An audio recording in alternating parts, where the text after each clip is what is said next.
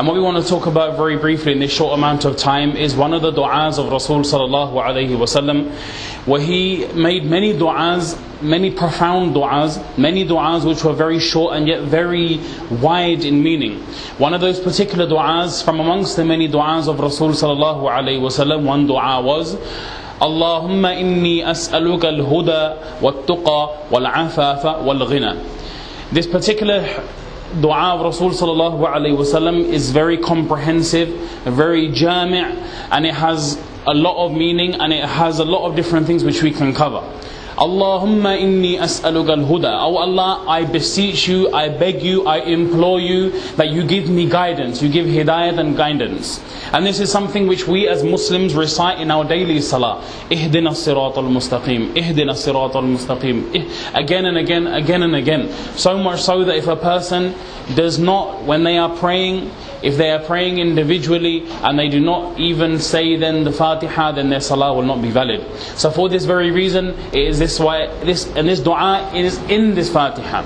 But Allahumma inni as'aluka al-huda, asking Allah for guidance, subhanallah, as if Rasul sallallahu alaihi wasallam, as if he needed guidance. He was al-hadi, al-mahdi, he was already guided, but he even used to ask Allah for more as well.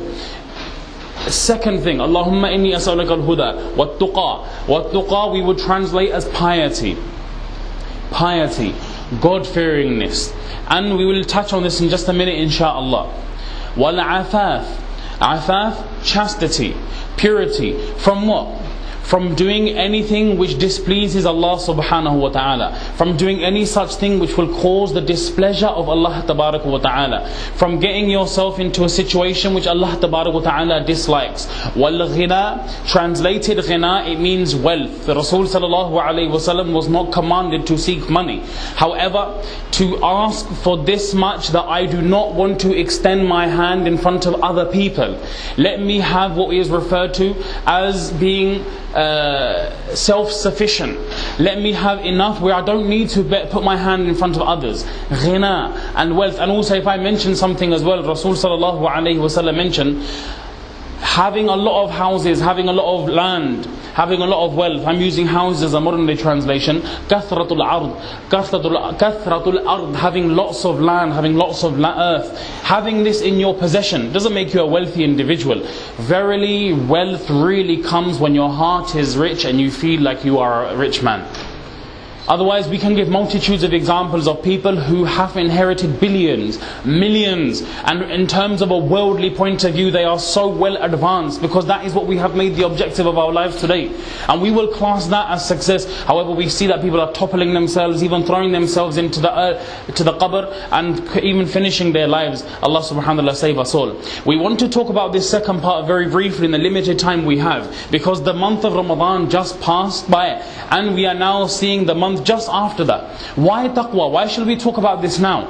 Allah tabarak wa ta'ala told us, reminded us, instructed us. The reason why fasting is maybe incumbent upon you, why do you have to fast, why do you have to keep roza, why do you have to make sawm, is for one reason and one reason only. You develop the quality of taqwa. You become a muttaqi, you become muttaqoon, you fear Allah tabarak wa ta'ala. I'm using the word fear, but taqwa has a meaning wider than just the word fear. If I mention by way of muhaddithun, Allama ibn Allan al-Shafi'i, look in his Dalil al-Falihin, you'll find a very nice bahath there. Just very quick summarize, 2 words or 2 sentences will cover the whole meaning of taqwa. Number 1, imtithalul awamir. Imtithalul awamir. What does that mean? Fulfilling the commands of Allah tabarak wa ta'ala. Imtithal, awamir, the commands of Allah subhanahu wa ta'ala. And wa ijtinabun nawahi, those things which my Allah and your Allah said don't do, we don't do.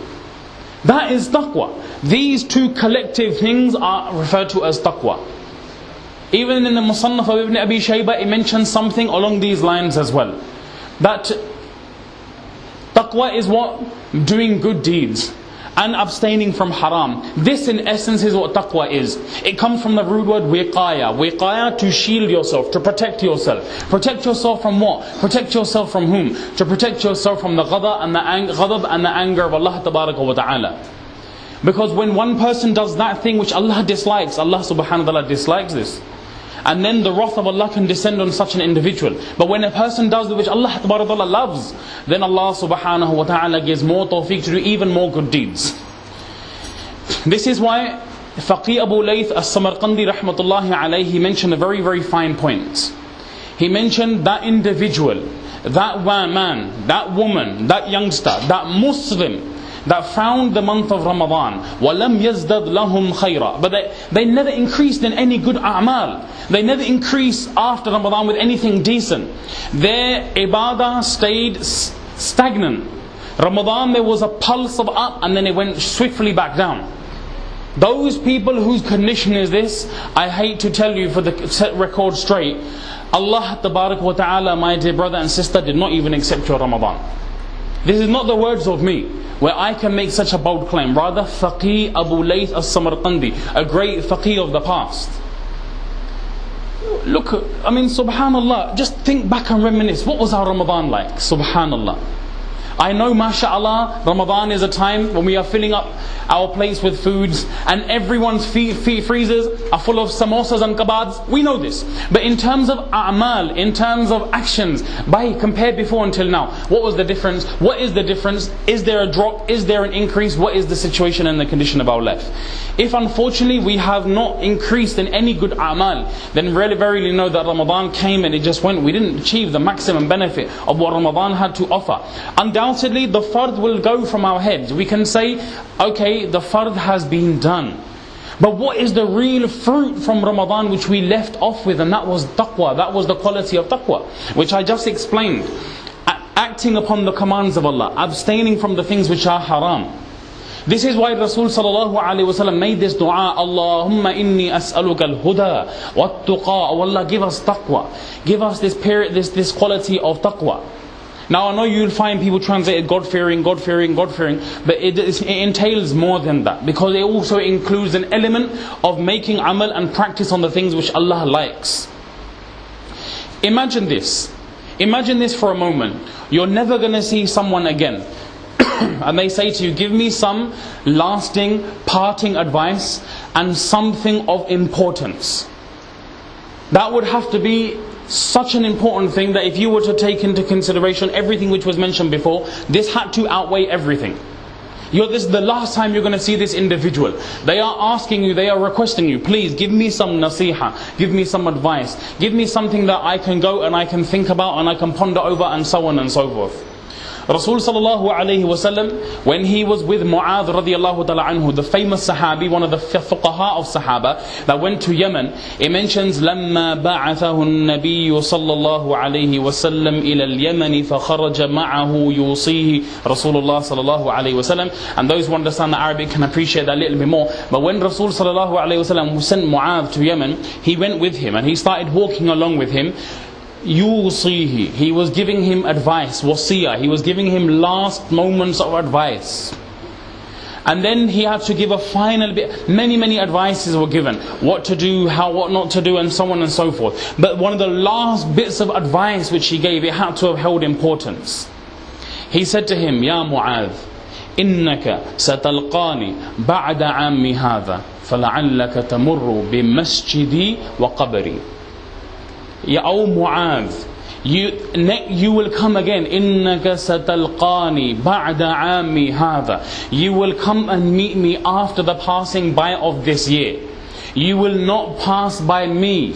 You will not see me. You will not see Muhammad Mustafa sallallahu alayhi wasallam. فَلَعَلَّكَ تَمُرُّ بِمَسْجِدِي وَقَبْرِي. I hate to break the news to you, O Mu'adh, but I think you're going to pass by my masjid, and you are going to pass by my qabr and my grave. Just imagine this for a moment. This is not just some dosyar, some dude on the street saying Assalamu alaikum to a next man. Where this is the Prophet sallallahu alaihi wasallam saying something like this to Mu'adh.